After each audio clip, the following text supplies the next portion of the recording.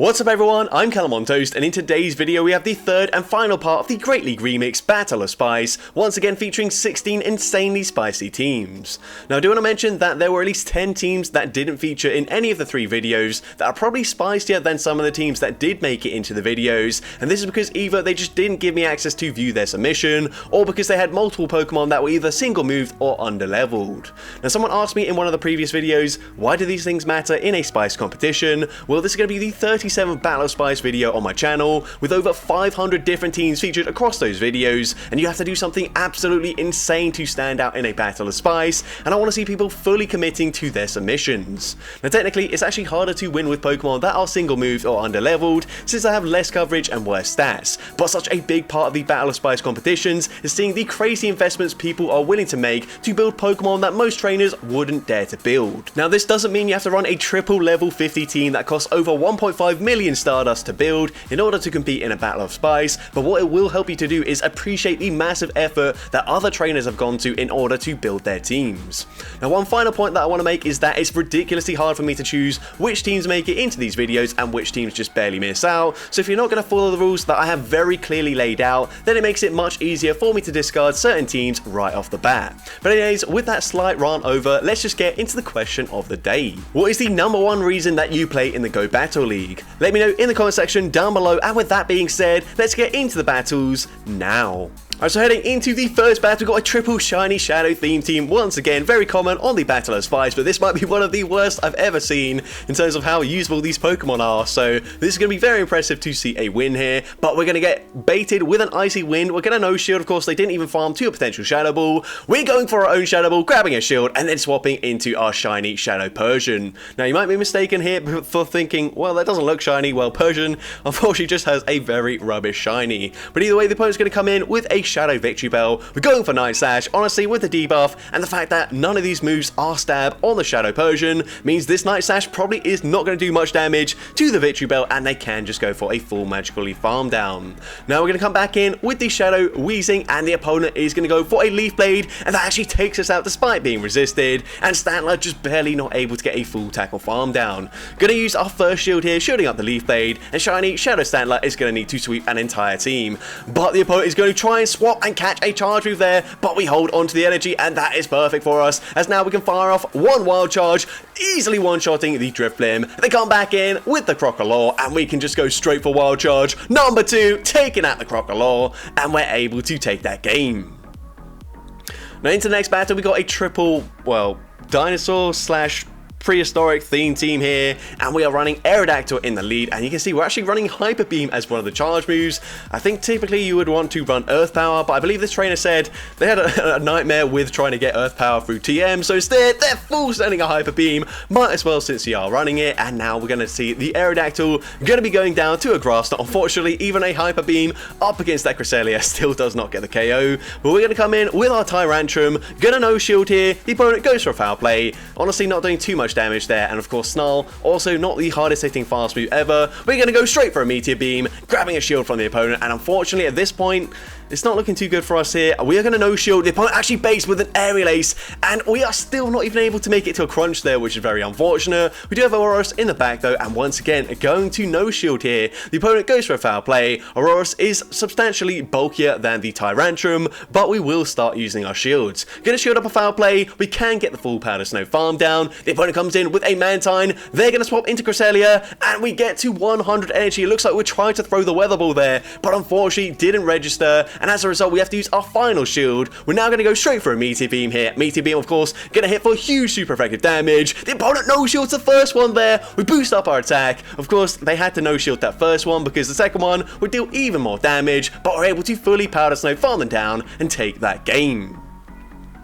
But into the next battle, we're going to see a triple Rowlet Evolution Line theme team. Previously, we saw the full Mudkip theme team there. It would have been very funny if we saw this team up against that team, because of course, triple Grass up against a triple Mudboy team would not be ideal for the opponent. But either way, the opponent's going to swap into a Dugong here. Now, we've got two Pokemon in the back that are Grass and Flying, and we're actually going to swap into one of them here, meaning we're going to take double super effective damage from the Ice here. We are going to shield, of course, we have to shield that. Icy Wind would very nearly one-shot us, but now we are full sending a Brave Bird. Brave Bird has been debuffed, so unfortunately doesn't quite get the KO there, but it's a CMP tie, and that is very nice because the opponent cannot farm us down now. They don't even go for an undercharge. We can now come in with the Decidueye, go for the farm down. The opponent comes back in with the Galvantula, and we do just barely make it to a Spirit Shackle. Spirit Shackle will be taking out Galvantula, and they've got Annihilate in the back. All we've got left is a very low CP. Well, I mean, this is a maxed out Pokemon, but I mean, 1100 CP Rowlet, but we just barely hang on, tanking a Shadow Ball.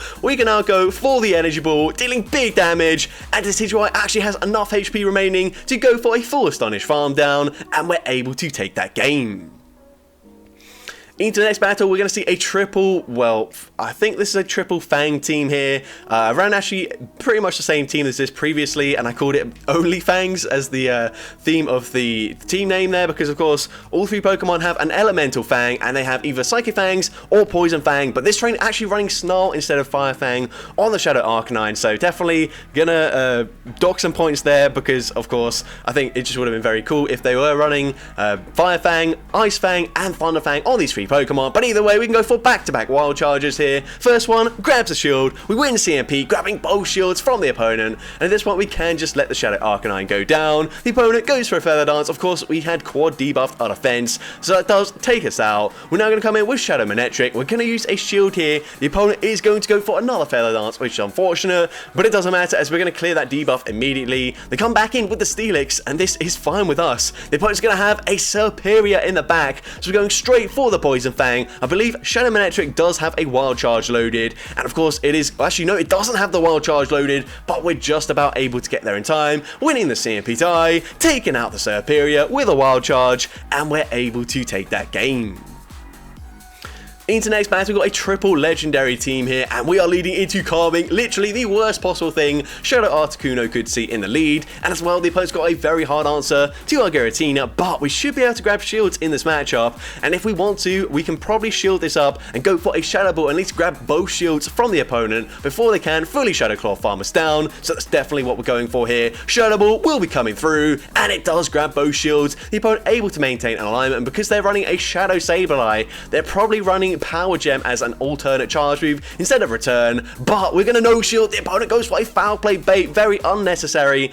I mean, it's pretty obvious we're going to sacrifice Articuno anyway, so they just have to throw a second Foul Play there. We can now come in with the Shadow Groudon, and we need Shadow Groudon to do absolutely insane things in this battle. We need it to fully sweep an entire team. We get the Mudshot farm down, they come back in with the Carbink. We're going straight for Precipice Blaze here. Precipice Blaze is going to do absolutely monstrous damage there, nearly one-shotting a Carbink of all Pokemon, and then they come in with their own Giratina origin form. Precipice Blaze does get the one shot, and now we can just Mudshot, farm down the Carbink, and we're able to take that game.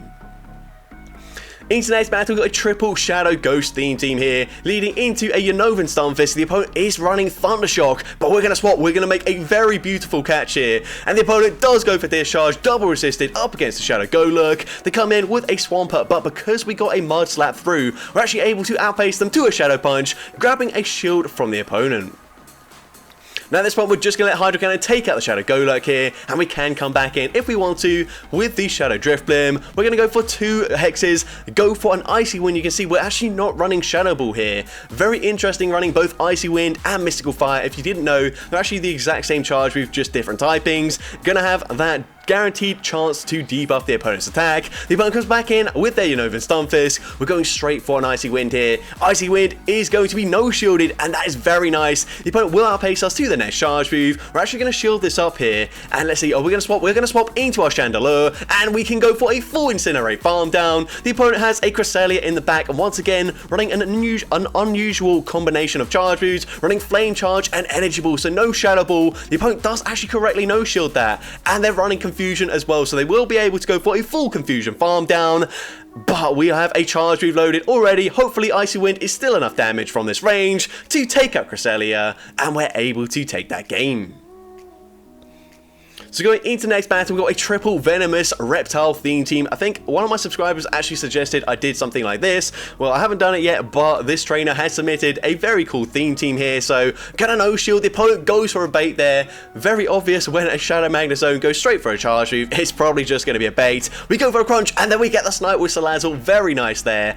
Able to take out that Magnezone before they're able to get off a charge move or swap out or react in time. And now we can just go straight for a Poison Fang. We did farm to a potential Dragon Pulse, and the opponent's going to throw straight away, giving us a full Incinerate in for free, which is very nice. We will definitely take that. We're now going to go for an extra Incinerate, go for the Poison Fang. Poison Fang is going to grab the final shield, and we get off another Incinerate. We're actually just going to double shield our Salazzle at this point. The opponent goes for Aerial Ace number 2, and they've got a Mandibuzz in the back. So we're going straight for the Poison Fang, and then I assume we're probably going to swap out at this point. No, we're going to bank another Poison Fang, and then swap into our Arbok. Now you can see we're actually running Sludge Wave instead of Acid Spray, which is the typical moveset for an Arbok, and that means we're going to hit for massive damage with the charge move. But honestly, by the time we get there, Dark Pulse is probably enough damage to get the KO, and you can see we probably wouldn't even live that extra snarl. So instead, settling for the Dark Pulse. That actually doesn't get the KO, and we simultaneous KO, but it doesn't really matter at this point. We're going to come in with Salazzle. We actually don't throw the charge move there,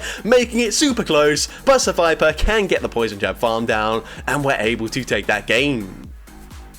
Into the next battle, we've got a triple, very interesting Confusion team here, also facing another Confusion user. They go for Fire Punch, that nearly one-shots us. I just realized all of the Elemental Punches would be super effective up against Butterfree, but we're able to take them out with a Bug Buzz there. Not really sure why the opponent didn't shield. Now we can come in with our Mr. Mime, and unfortunately they've got a Jellicent in the back, so not ideal for us. We're going straight for the Shadow Ball. Shadow Ball is going to grab the shield from the opponent. We then swap into our Kadabra, and we are going to no shield, and it's just a Bubble Beam bait from the opponent. That is really good for us. And at this point, we are going to no shield once again. If they bait once again, which they do, we can live that. Kadabra, not able to tank many charge moves, but certainly can tank 2 Bubble Beams, go for a Shadow Ball, grab that final shield from the opponent, and at this point we're looking pretty good. Of course, they're probably going to bait once again here, but we're going to shield anyways. The opponent is going to go for that Bubble Beam, but we can just commit to a full Confusion farm down before they make it to a Shadow Ball, and now we can just go for a Shadow Ball of our own. We're debuffed in our attack, but it doesn't really matter. Shadow Ball still takes out the Shadow Dragonite, and we're able to take that game. Into next battle, we're going to see Rhyhorn into a double, so not ideal for us unless they're running Tackle, which it looks like they are running. That also looks like a very funny animation, especially in 2x speed from the double there, just turning around super fast. We're now going to, and also I don't really know why we shielded that, but either way, we're going to go for a Stomp. Stomp, not a very good charge move whatsoever. I'll be honest, Bulldoze isn't an awful lot better, but at least it is Stab. But at this point, the Mud Slaps have got them fairly low. We're definitely just going to no shield this time around here, and the opponent is this time going to go for a Wild Charge, which is double resisted. I have no idea what elo this battle is in, but obviously not the highest elo you've ever seen. They're going to swap into Mandibuzz, and you can see Munchlax obviously running Lick. Not going to be ideal up against either of the Dark-type Pokemon in the back, but it does make sense to swap out here. We're probably just going to fully sacrifice the Munchlax at this point because it is pretty bulky. We can tank these foul plays very well here, so going to no shield once again. We should at least make it to another Body Slam before they do make it to the next charge move, and we are going to throw it straight away. So Body Slam will be coming through. It's going to be no shielded. It doesn't do an awful lot of damage there, and at this point we are actually going to shield our Munchlax. I'm not so sure about this, as another Body Slam still won't be enough damage to fully take out this Mandibuzz here, but we're going to throw it anyways. Body Slam is going to grab the shield though, maybe implying that we're quite weak to the Mandibuzz in the back because we did shield our Munchlax, but either way, foul play will be taking us out. We can come in with the Ponyta, another Pokemon running Stomp, so it's probably the first time you've seen a double Stomp team here in the Go Battle League. The opponent's going to swap back into their Muck, and they do already have a charge move loaded, so Dark Pulse easily takes out Ponyta. We're going to overfarm here, farming 2 near back-to-back Stomps, going for the first one. From this range, it will be taking out the Alolan Muck, and we can make it to one final Stomp, and this is probably the most Stomps you've ever seen thrown in a game of the Go Battle League, and we're able to take out the Mandibuzz and take that game. Into the next battle, we've got a triple Shadow theme team here, and Miss Magius is running Magical Leaf, and you can see it's dealing huge damage to the Quagsire. They're eventually going to swap into Mantine. We can come in with our Shadow Alolan Raticate, and we're just going to no-shield Alolan Raticate, even in a Shadow form, pretty bulky here, so we do tank that very well. We're now going to go for a Crunch, and Crunch is going to be actually it is shielded by the opponent, but that's fine. We can shield this time around here, as the opponent is going to go for an Aerial Ace. We're now going to go for the next Crunch straight away here. Crunch probably isn't enough damage to get the KO, but it grabs the final shield. Once again, no defense drop, unfortunately, but the opponent overfarms, underestimating the energy generation of Shadow, Alolan Raticate. We don't actually get the KO. The opponent swaps back into their Quagsire, and we're just going to stay in, force the opponent to throw their energy. The opponent going to go for an Aqua Tail there, taking out the Raticate finally, but we can come in, get a full Magical Leaf farm down. They probably have a charge move on their Mantine, but that's fine. We're going to shield, go for the farm down here, and let's see what the opponent has in the back. They're going to have Annihilate, so we're going straight for the Dazzling Gleam here. Dazzling Gleam easily one-shots the Annihilate, and we didn't even need to use the Shadow Ursaluna, or Shadow Ursaring there, and we're able to take that game. Into next game, we got a Raichu in the lead here, up against a Gligar, so obviously not that great because they are resisting our electric type damage here, but Wild Charge still does big damage. We're now going to swap into our shiny Shadow Hypno, and we are going to no shield the opponent, full sends a dig. They're then going to come in with a Togedemaru. We are running double elemental punches, but unfortunately neither of the ones that we want up against Togedemaru. We want Fire Punch, and we've got unfortunately resisted charge moves to throw there, but we do end up grabbing a shield anyways. We're actually going to shield here. I'm not so sure about this. Really, I do not understand that. We've got a Shadow Groudon in the back there. We can very easily Mudshot farm them down now, so I definitely don't know why we shielded our Hypno, but either way, we go for the Mudshot farm down. Those Mudshots did insane damage right there. We are now going to overfarm, going for a bait. This is risky here, but if the opponent does shield, this is going to be very nice for us, as we can now make it to a Precious Blades before the opponent goes for a full counter farm down. Precious Blades easily one-shots the Poliwrath. We can swap into our Raichu, and all we have to do here is shield this charge move. We're going to shield at the last second. It is the dig, and now we can go for the Volt Switch farm down. The opponent actually just concedes the match, and we're able to take that game. Into next game, we got Shadow Zebstrika into another Shadow Gligar in the lead. We're going to say swap into our Giraffe Rig, and the opponent responds with a Frost Sass. Now, this is definitely a matchup we can flip here, as we're going straight for Psychic Fangs, grabbing a shield from the opponent, of course, dropping their defense, as we do have that guaranteed chance to drop their defense there. We are now going to shield the Avalanche. Can we go for a full Confusion farm down? Nope, instead, we're just going to fire for Charge Move straight away. Psychic Fangs is going to grab the shield here, and at this point, I think, oh, we're actually going to double shield our Giraffe Rig. We will be able to go for a full Confusion farm down now. Unfortunately, not quite leaving with a charge move loaded, but we're able to make it to a Psychic Fangs up against the Shadow Gligar anyways. Psychic Fangs is going to do some decent damage, once again dropping their defense. We can come in with Powder Snow, Shadow, Alolan Ninetales. Not particularly spicy here, but I think the rest of the team is spicy enough. They're going to come in with a Toxapex. We can come in straight with our Zebstrika, and we're able to make it to a Wild Charge in time. Wild Charge going to do absolutely huge damage. It one-shots the Toxapex. We're able to Spark, farm down the Gligar, and we're able to take that game. Into the next battle, we've got a Shadow Tangler in the lead up against a Poliwrath, so pretty decent matchup for us. The opponent's going to say swap into a Steelix, so we're actually just going to choose to stay in here, of course. If we swap out behind on energy into our Machop, Psychic Fang's going to do quite a lot of damage there, so instead, we're choosing to stay in, go straight for a Power Whip. Oh, sorry, Grass Knot here. I think they're actually the exact same charge move, so it doesn't really matter which one we throw, but we are going to no shield here, so they go for a Psychic Fangs. Can Machop make it to back-to-back cross chops in time? We are able to do so. So the first one coming through, is it going to grab a shield? No, the opponent does just let it go through. We now go for another cross chop into the Poliwrath coming back in, and we've got a very hard answer to Poliwrath, at least in terms of its energy, with the Frillish in the back. So we're going to come in with the Frillish here. We are running Bubble, so obviously not ideal for us since we are resisting or dealing resisted damage with our fast move. But Icy Wind, really not going to do much there. We swap into Tangela, we clear the debuff, but the opponent does get a full counter farm down before we make it to a charge move. That is very unfortunate. They're going to go for an Icy Wind here. We are going to massively overfarm before finally going for an Ominous Wind. Of course, Ominous Wind, not the best charge move, but from this range, it does get the KO. And they've got a Shadow Gligar in the back, and this is going to be great. Even with the debuff to our attack, we go for the the Ice Beam. We're able to one-shot the Shadow Gligar, and we're able to take that game.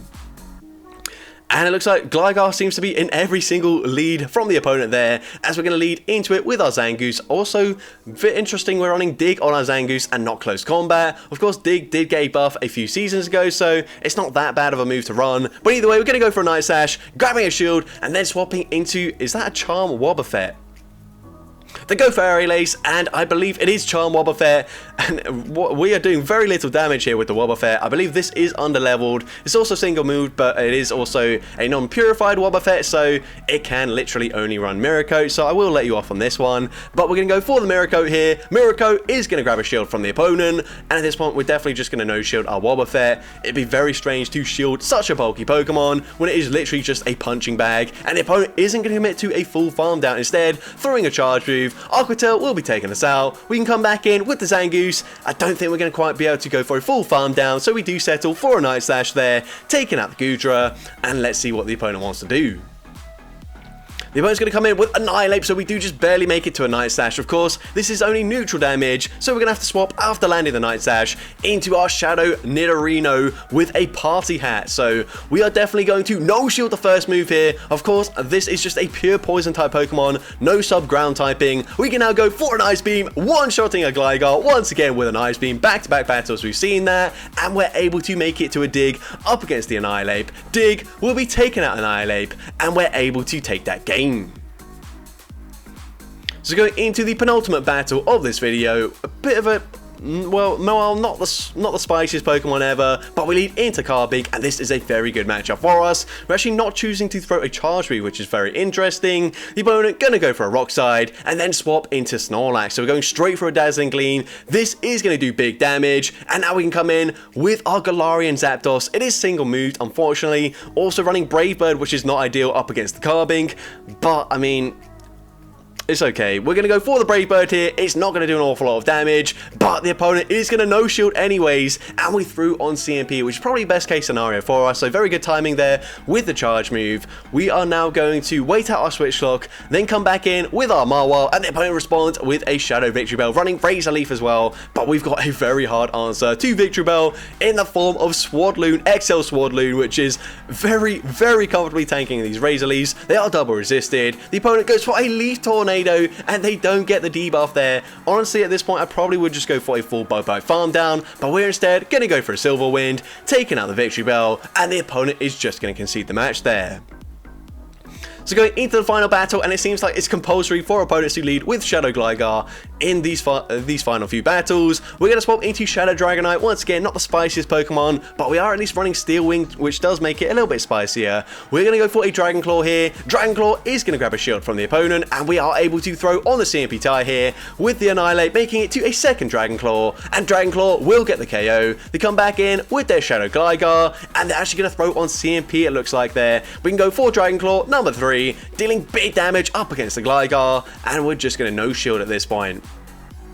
Aerial Ace will be taking us out. We can come in with our Shadow Exploud here, going for a full Astonish Farm Down, but we're definitely going to shield this up. This is enough energy for a Dig, and the opponent does full send it. They're now going to swap into Gallade. Honestly, we should probably just go for Crunch here, as it's very likely that they're going to shield. Crunch, of course, has the chance to debuff the opponent's defense, but the opponent is already able to make it to a Leaf Blade, taking out Exploud, but Kingler can come back in, making it to an X-Scissor. This is non-stab, but X-Scissor takes out the Gallade, and we're able to double resisted Mud Shot, farm down the Shadow Gligar to take that game. So that's going to be it for today's video. If you did enjoy it, please make sure you leave a like, leave a comment letting me know, and as well, don't forget to respond to the question of the day if you haven't done so already. And if you want to see more content like this in the future, make sure you hit that subscribe button and turn on post notifications. That way you'll be notified whenever I upload a new video. And if you want to take your support even further, you can now become a channel member with perks including early access to new videos, shoutouts at the end of each video, custom loyalty badges, and custom emojis to use in the comments. I want to say a massive thank you to everyone that has already become a channel member. Your support is greatly appreciated, and with that being said, thank you all so much for watching today's video, and I hope you have a great rest of your day.